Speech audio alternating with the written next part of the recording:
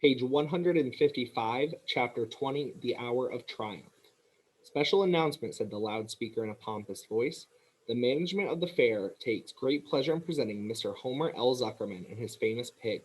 The truck bearing this extraordinary animal is now approaching the infield. Kindly stand back and give the truck room to proceed. In a few moments, the pig will be unloaded in the special judging ring in front of the grandstand, where a special award will be made. Will the crowd please make way and let the truck pass? Thank you. Wilbur trembled when he heard the speech. He felt happy but dizzy. The truck crept along slowly in low speed. Crowds of people surrounded it, and Mr. Airbell had to drive very carefully in order not to run over anybody.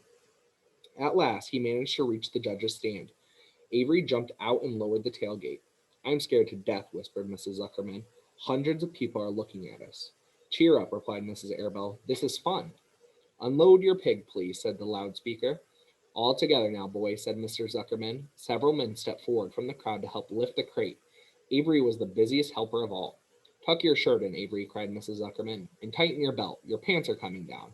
"Can't you see I'm busy?" replied Avery in disgust. "Look," cried Fern, pointing. "There's Henry." "Don't shout, Fern," said her mother, "and don't point." "Can't I please have some money?" asked Fern. "Henry invited me to go on the Ferris wheel again, only I don't think he has any money left. He ran out of money." Mrs. Airbell opened her handbag. "Here," she said. "Here's 40 cents. Now don't get lost, and be back at our regular meeting place by the pig pen very soon." Fern raced off, ducking and dodging through the crowd in search of Henry. "The Zuckerman pig is now being taken from his crate," boomed the voice of the loudspeaker. "Stand by for an announcement." Templeton crouched under the straw at the bottom of the crate. "What a lot of nonsense," muttered the rat. "What a lot of fuss about nothing." Over in the pig pen, silent and alone, Charlotte rested. Her two front legs embraced the egg sac. Charlotte could hear everything that was said on the loudspeaker. The words gave her courage. This was her hour of triumph. As Wilbur came out of the crate, the crowd clapped and cheered. Mr. Zuckerman took off his cap and bowed. Lurby pulled his big handkerchief from his pocket and wiped the sweat from the back of his neck. Avery knelt in the dirt by Wilbur's side, busily stroking him and showing off. Mrs. Zuckerman and Mrs. Airbell stood on the running board of the truck. "Ladies and gentlemen," said the loudspeaker, "we now present Mr. Homer L. Zuckerman's distinguished pig. The fame of this unique animal has spread to the far corners of the earth, attracting many valuable tourists to our great state. Many of you will recall that never to be forgotten day last summer when the writing appeared mysteriously on the spider's web in Mr. Zuckerman's barn, calling the attention of all the sundry to the fact that this pig was completely out of the ordinary. This miracle has never been fully explained, although learned men have visited the Zuckerman pig pen to study and observe the phenomenon. In the last analysis, we simply know that we are dealing with supernatural forces here, and we should all feel proud and grateful. In the words of the spider's web, ladies and gentlemen, this is some pig." Wilbur blushed. He stood perfectly still and tried to look his best. "This magnificent animal," continued the loudspeaker, "is truly terrific. Look at him, ladies and gentlemen. Note the smoothness and whiteness of the coat. Observe the spotless skin, the healthy pink glow of ears and snout." "It's the buttermilk," whispered Mrs. Airbell to Mrs. Zuckerman. "Note the general radiance of this animal. Then remember the day when the word radiant appeared clearly on the web. Whence came this mysterious writing? Not from the spider, we can rest assured of that. Spiders are very clever at weaving their webs, but needless to say, spiders cannot write." "Oh, they can't they?" murmured Charlotte to herself. "Ladies and gentlemen," continued the loudspeaker, "I must not take any more of your valuable time. On behalf of the governors of the fair, I have the honor of awarding a special prize of $25 to Mr. Zuckerman, together with a handsome bronze medal suitably engraved in token of our appreciation of the part played by this pig, this radiant, this terrific, this humble pig, in attracting so many visitors to our great county fair." Wilbur had been feeling dizzier and dizzier through this long complimentary speech. When he heard the crowd begin to cheer and clap again, he suddenly fainted away. His legs collapsed, his mind went blank, and he fell to the ground unconscious. "What's wrong?" asked the loudspeaker. "What's going on, Zuckerman? What's the trouble with your pig?"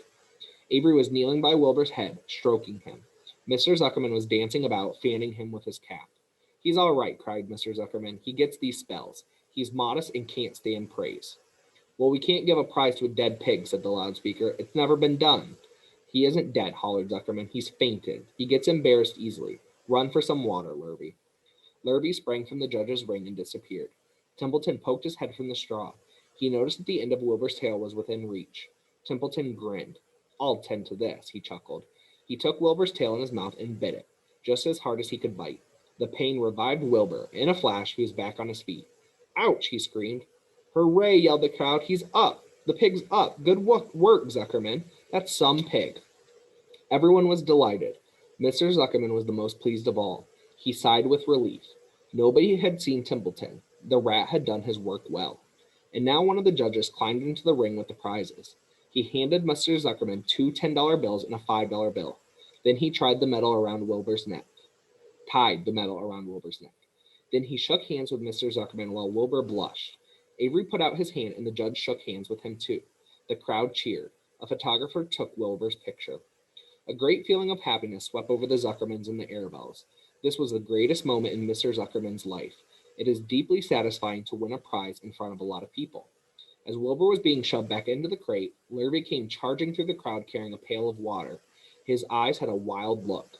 Without hesitating a second, he dashed the water at Wilbur. In his excitement, he missed his aim, and the water splashed all over Mr. Zuckerman and Avery. They got soaking wet. For goodness sake, bellowed Mr. Zuckerman, who was really drenched. What ails you, Lurvy? Can't you see the pig is all right? You asked for water, said Lurvy meekly. I didn't ask for a shower bath, said Mr. Zuckerman. The crowd roared with laughter. Finally, Mr. Zuckerman had to laugh too, and of course Avery was tickled to find himself so wet, and he immediately started to act like a clown.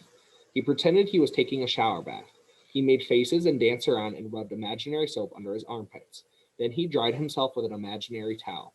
Avery, stop it, cried his mother. Stop showing off. But the crowd loved it. Avery heard nothing but the applause. He liked being a clown in a ring, with everybody watching in front of a grandstand. When he discovered there was still a little water left in the bottom of the pail, he raised the pail high in the air and dumped the water on himself and made faces. The children in the grandstand screamed with appreciation. At last, things calmed down. Wilbur was loaded into the truck. Avery was led from the ring by his mother and placed on the seat of the truck to dry off. The truck, driven by Mr. Arabelle, crawled slowly back to the pig pen. Avery's wet trousers made a big wet spot on the seat.